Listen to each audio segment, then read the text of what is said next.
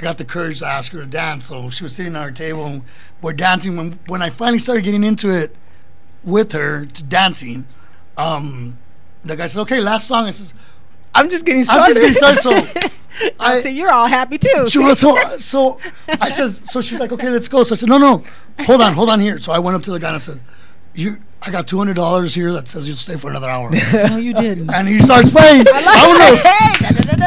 So then that was that. And what a man will do for love. We came back and we never really talked. And then I don't know if it was just not having the courage, but I was in my mode. I wanted to stay in that mode that I was focused on going to church, and I didn't want to get sidetracked. And I wanted to learn how to be a better man. And I remember in that, somehow I got the courage. We went out and we went on one date, and we never stopped hanging out since. Oh wow! Did you know you kind of had it? I knew that the first date, official, not the first date, second date, I knew that this is the person I want to be with. Oh, and we're always hanging out. We have her daughter, which is my stepdaughter, lives with us. The Brady Bunch. And we have a family and my kids that are right now hopefully watching. It's just an amazing circle of life. And now that's funny. You got to get out of your comfort zone. Do something you don't want to do. Camping, but you went. I went. Okay. I love it. And we went camping. So she's a camper, obviously. Her and her family camps. She's a camper. She's always been a camper. She's the type that'll say, "Hey, let's go here." Yesterday we woke up and said, "Let's go to Palm Springs. Let's go." Oh. And I mean, let's go to Rosarito. Let's go. We were there a couple weekends ago, and isn't that beautiful? So God gave you, well, I'm sure, let's get back on track. Thank you. But no, how interesting. God removed that old lifestyle of yours and gave you one even better. Not knowing that camping would be a better one. That's your goal. And got to do something different. You got to mix it up, like you going horseback riding. That's hilarious. So I had plans. So this is the kicker. Right before Thanksgiving, her father came over, and I didn't want her dad to think that I was going to her house and buying. How does that saying go? Buying the cow before the milk. Yeah. Right. So, or the other way around. Yeah. Why buy the cow when you get the milk for free? Right. I didn't want him to think that at all. So I called him aside and I said, look, this is where I'm going. I'm going to propose to your daughter December 26th. I'm going to propose to her or during the Christmas thing. I need your blessings. He gave me the blessings. I called her sisters, got the blessings. I said, but it's a secret. Oh. I don't want you guys to tell her. So on Thanksgiving Day, my mother was in Mexico to give her my grandmother. So we went to Rosarito to the place that we met.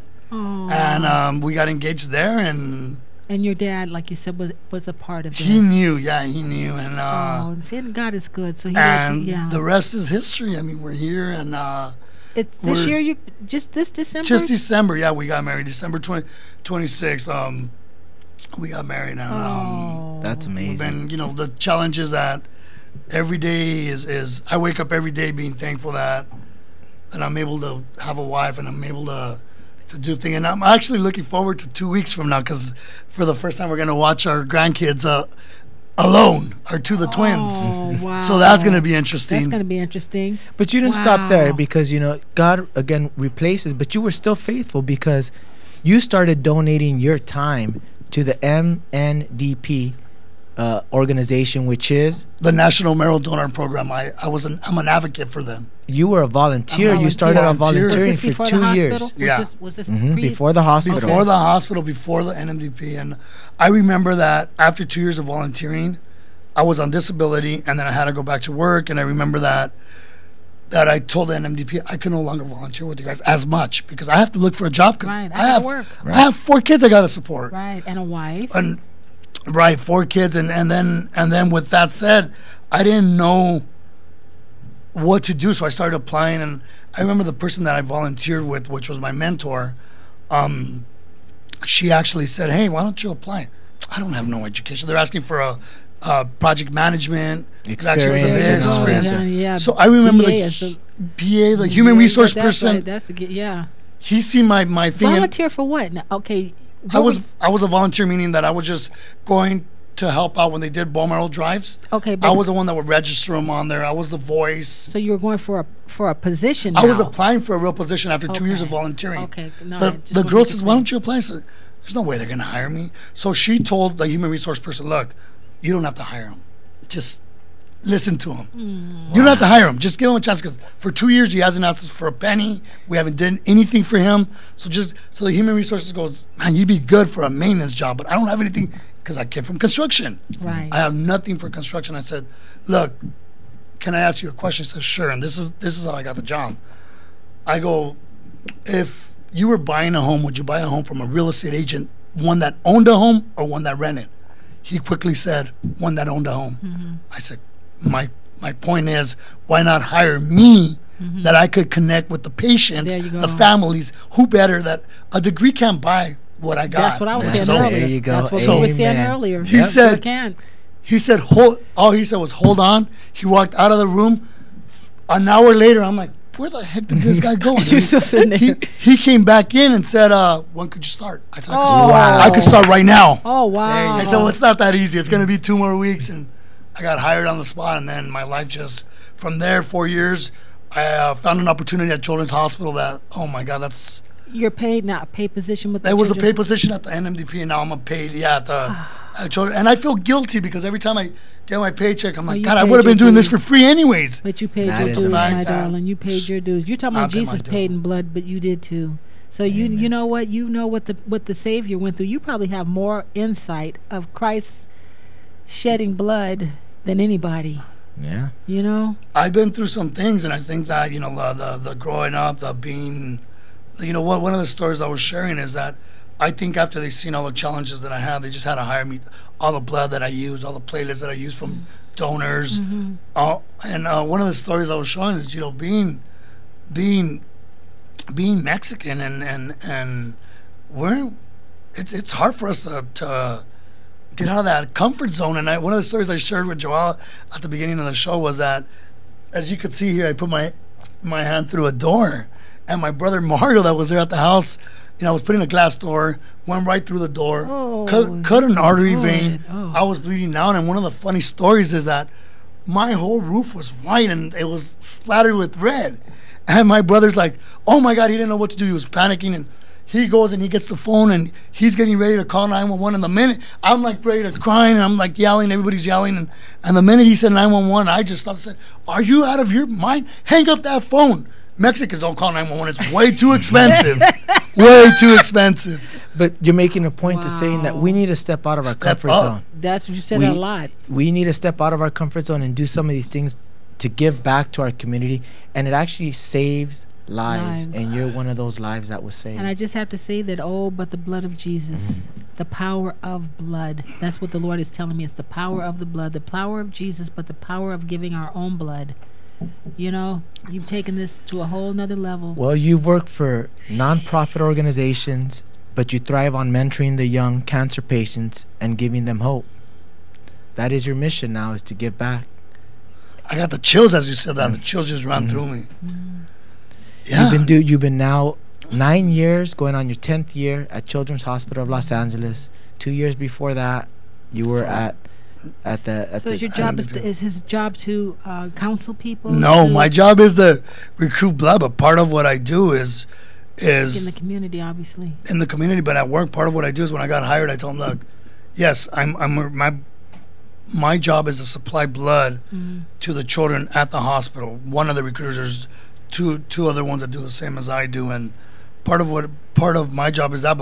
But what I told, the deal I made with the supervisor was like, look, I need to get one-on-one contact with these families. So I'm in the rooms every time that there's a kid that's diagnosed.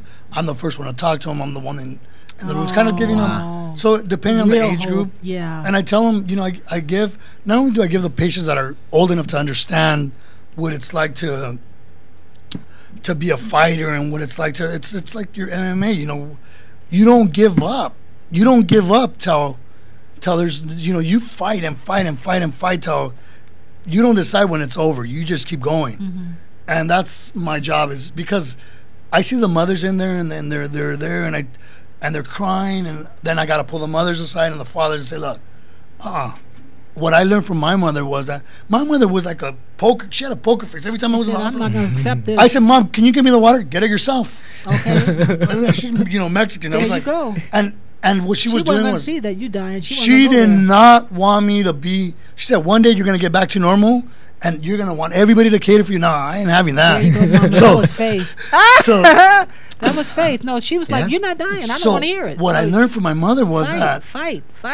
so I told my mom, hey, how come you were so cold when I was in there? I remember one time I wanted Baskin Robbins and I wanted ice cream, and she's like, no, you're gonna get the ice cream that's here. The hospital's. I don't want that. Baskin. She's like, I'm not gonna go at 6 o'clock at night or 7 to get your Baskin Robbins. No, and I was 26 years old, right? So I was like, so what I learned from my mom, I'm like, years later, I talked to her. She said, the chemotherapy really makes you. It gives you all kinds of personalities when you're taking the drugs. They're drugs. You're taking drugs from the hospital to kill the leukemia from spreading, to kill your white cells, your red cells. But I remember my mother telling me, she's all, I cried. I just never cried in front of you. Oh. I would go in the library and then I would come back and act like nothing. And I remember her telling me that. So that story I share with the families. I bring them out and say, look, you are the rock to your kids. You are the rock. So if you're scared, guess who's scared? Your child that's laying on the bed. Yeah. You got to act like everything's okay, even though it's burning and killing you inside.